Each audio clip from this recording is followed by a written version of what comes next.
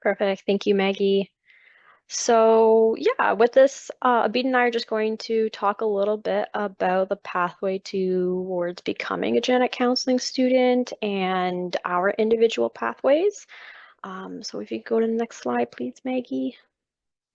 So, before we really get into it, just want to preface by saying there is no one right pathway to getting here.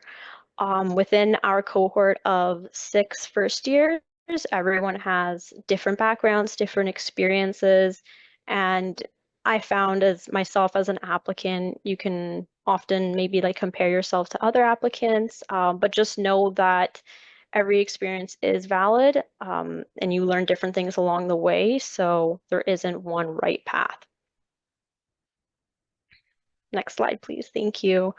So for exposure to genetic counseling, the program really just wants you to have a good understanding of what a genetic counselor does, what the field really consists of, and you can come to understand that through a variety of different means.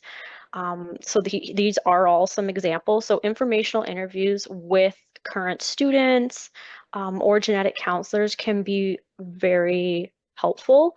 I know through my application cycles, I talk to different genetic counselors from different specialties. You can different hospitals just to get a better understanding of their day-to-day practices. Although every genetic counselor will pretty much tell you that there is no like really real cookie cutter day-to-day practice, though there's always differences, but they can provide a lot of insight through that. Journal articles, it's helpful to stay up to date in the field. Genetics is quickly advancing, so just being like generally familiar never hurts. There's foundations, nonprofits that you can read about, potentially join if you're looking for some of that extra experience, extracurriculars, virtual information sessions, webinars as you're doing currently. Those are always helpful in terms of the field itself, but also specific school specific to gain more information. I find it helpful to talk to the current students within that given program to gain additional insight that might not necessarily be accessible on the website itself. Mentorship programs. So you can do, I know the Canadian, the CAGC has this program called the Meet a GC program. It's just on their website, and that's the Canadian Association of Genetic Counselors. So they match you with a current genetic counselor, and you can just get together to chat about the field. They can answer any questions you have. I know I participated in it one year, and it just helped with establishing kind of a relationship with more genetic counselors. And then that segues into like the informational interviews. So that can be an option. Internships or like shadowing, clinical experience, those are kind of all like very similar. I know it can be very difficult to get a shadowing experience with a genetic counselor or like a genetic assistant position. They are difficult due to the just infrequency that they come up, especially with when COVID happened, that really limited the opportunities. So just know like if you have those opportunities and can get them, it's great. But if you don't have them, that's not a problem. Like you can still explore the field and get the necessary like background experience and understanding through other means. So don't feel like you're at a disadvantage as an applicant if you don't aren't able to get those specific experiences. So I just want to make that like very clear because I know in our cohort, like some people were genetic assistants, but other people weren't. And that's okay, just different experiences for everyone. And then there's, of course, online resources, different courses, and then media. So podcasts, books.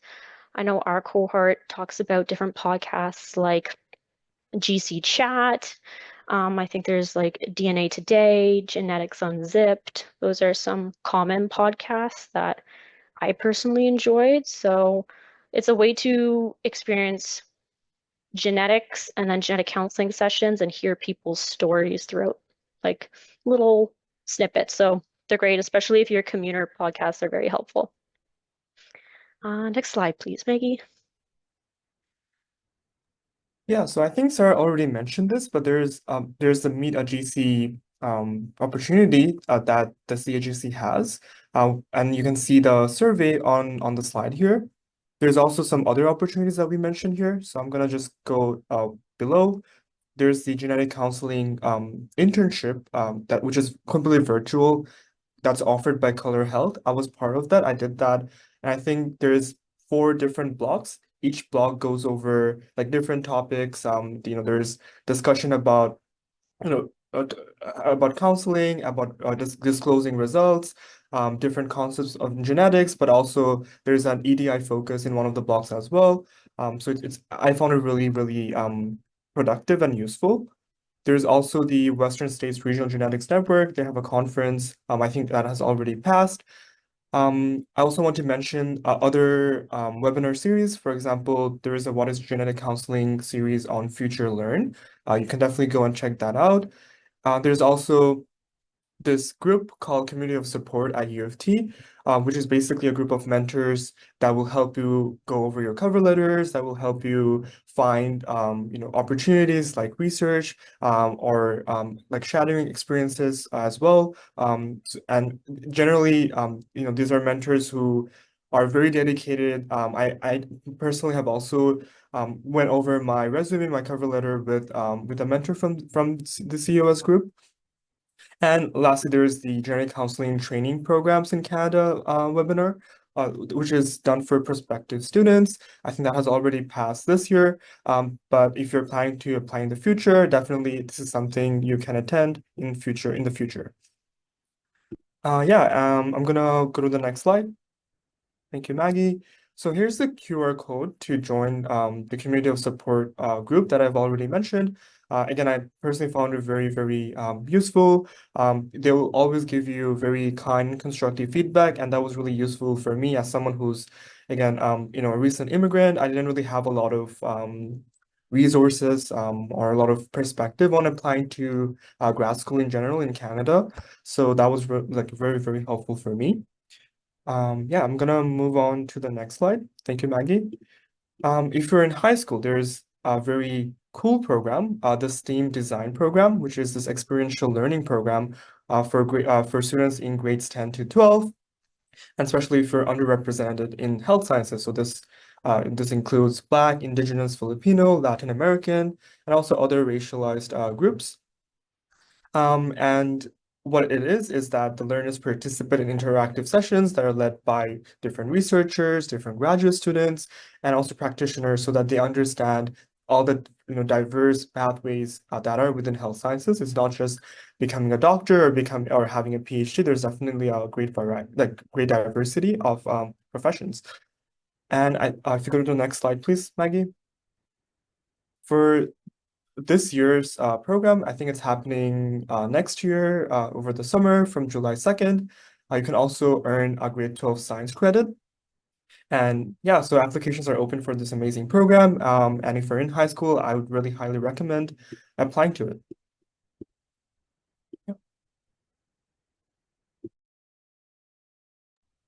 Perfect. Thanks, Abid. So now as we discuss kind of like the academics of the application cycle and the courses. So some of you might be in high school thinking about this career path so great for you for knowing what you want to do so early on. I know it took me to the end of my undergrad to figure this out. So you're ahead of the game for sure. So if you're coming from high school, just plan to take the prerequisites you need to enter the appropriate undergrad program, and then start making your way through that. And then if you're in university, it's helpful to reach out to your academic advisor or program counselor to go over the specific goals, the specific courses you need to take to fulfill the application requirements, and that you're ensuring that you're on the right track to take those courses and fulfill them within the time period that you're hoping to. So planning ahead is always very helpful. Creating a schedule on when to take the courses and taking the prerequisites prior, depending on what like major you're in. Maybe some of the required courses aren't necessarily offered to you. So just reaching out to, again, academic advisors can be really helpful because the process can be overwhelming at times. Specifically with the embryology prerequisite, I know that not necessarily all universities provide a embryology specific course, but there are, so just ensuring that either if your university does have it, and if it doesn't, look elsewhere to take it. I believe the University of Cincinnati offers an online embryology course that schools tend to take. Also make sure that if you're taking a developmental biology course in undergrad as opposed to embryology, that the developmental biology does have a heavy focus on embryology. And if you're ever not sure of whether the course is that's offered meets the requirements here at U of T, you can always send questions and along with the syllabus of the course, and the program will tell you whether or not it meets our criteria. And that just kind of ensures that you're able to do it and have that satisfaction or look elsewhere. Next slide, please. Thank you. And then part of the application does come with references, as was mentioned previously, and there's different types of references that you do need. So 3 are required in total, but do consist of academic and non-academic references. So when it comes to the academic reference, so this could be a professor from a course or a research supervisor, or even a TA. But that if you're getting it from a TA, it has to be co-signed with the professor. So just keeping that in mind. My personal academic reference was from a undergraduate thesis supervisor. So if you have, again, that's like the research supervisor, so someone who knows you pretty well is important. And then non-academic references can be really a variety. So it could be an employer, volunteer supervisor, internship advisor. For me, I had my helpline supervisor, and then I also had a previous employer. So these kinds of people, you want to make sure they're able to really discuss and touch upon your communication and interpersonal skills. And then you want to be aware of the minimum number of hour requirements for some places in order to get a reference. So particularly with certain like helplines, for instance, you have to complete X amount of hours in order to qualify to get a reference. And sometimes they limit the number of reference letters that they will complete. So just making sure that you're reaching out to them well in advance, just in case you're not going to meet that requirement, and you can have like some sort of backup. And when you're reaching out to references, you want to be selective on who you're asking to give you a reference because these are people that you should have a strong professional relationship with. They should be relevant. So someone from maybe years and years and years ago might not be necessarily the best option. But if you still have a good relationship with them or like currently working with them just in some capacity, that could work out. And you also want to make sure that they're a credible reference. So just people that can really speak to who you are as an individual through different lenses. How your, again, communication, work ethic, professionalism, emotional skills, a lot of different perspectives, but making sure that they are strong. And then you also want to do this well in advance. No one really wants to receive an email asking for a reference letter and have 2 weeks to complete the reference. So just keeping that in mind, giving the people that you want to get this reference letter from a good amount of time to plan their schedule, especially because it comes along with the holiday season. People tend to go on vacation away from their emails. So just making sure that they're aware of the deadlines in which they have to submit these reference letters by are very important as well. And then there's the option to accept opt-out. And then it always helps to send out friendly reminders closer to the deadline and just make sure you're keeping track of who has sent in what reference letters and if you're still waiting on any, because It is important that you do send those reminders. Things can get jumbled up in emails. Can forget. It's just part of being human. So just to make sure you're on top of things. And again, it can be really difficult from an applicant perspective, especially if you're applying to a lot of different places. It can be hard to make sure all of the things get done by the deadlines. But yeah, just do your best, and the earlier the better.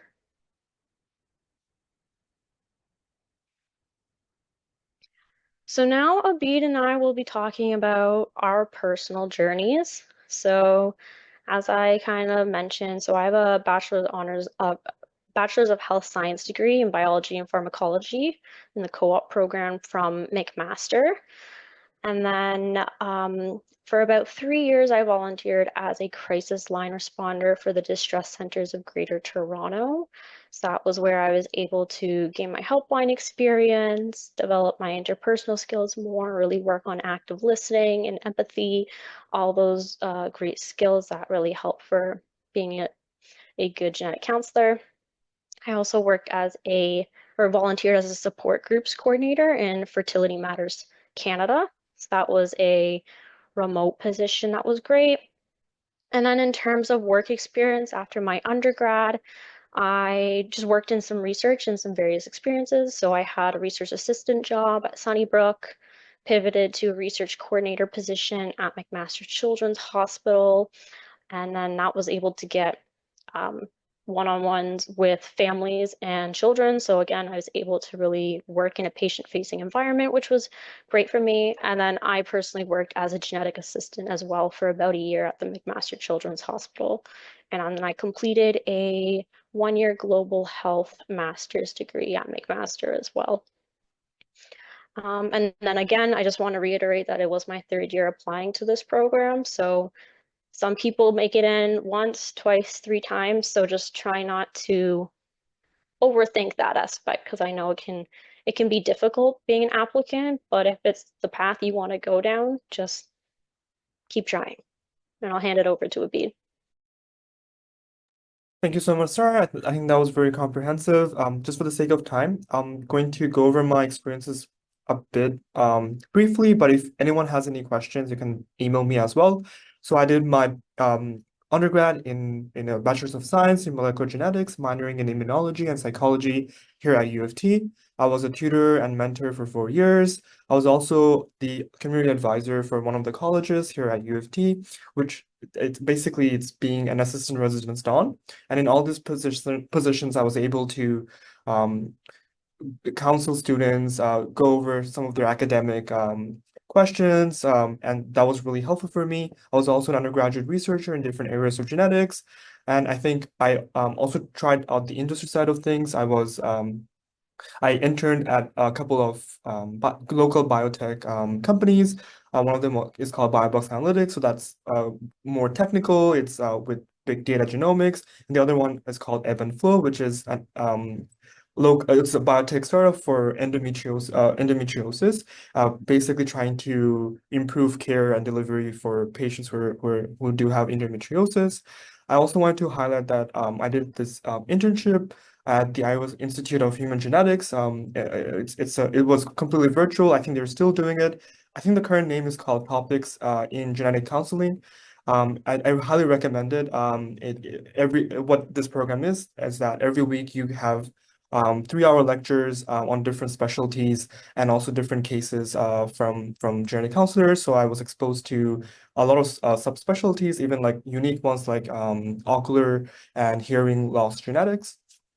And I was also a crisis line responder for the District Center of Greater Toronto for about 3 years.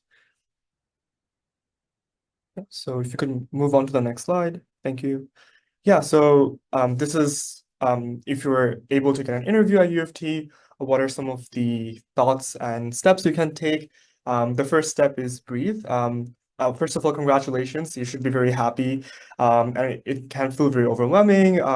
So definitely take some time to process that, to decompress, and then book your interview date as well. and then read about the specific schools where you got interviews from. Every school has its has its own culture, has certain extracurriculars, and be sure to be mindful of those so that you can highlight why you are a very good fit for that school. Also consult resources, reach out to program directors, to general counseling students, and try your best to learn more about the specific school and about different experiences in that program. And of course, I think general counseling at its crux, we have to self-reflect to be better students, to be better counselors. So definitely self-reflect on where you stand, what capacities you have, what skills and what skills and strengths you have, and remember to really highlight your unique self, your authentic self in the interview. And lastly, be kind to yourself. This is a very competitive program, and the fact that you got an interview itself is a big achievement. So yeah, definitely be kind to yourself.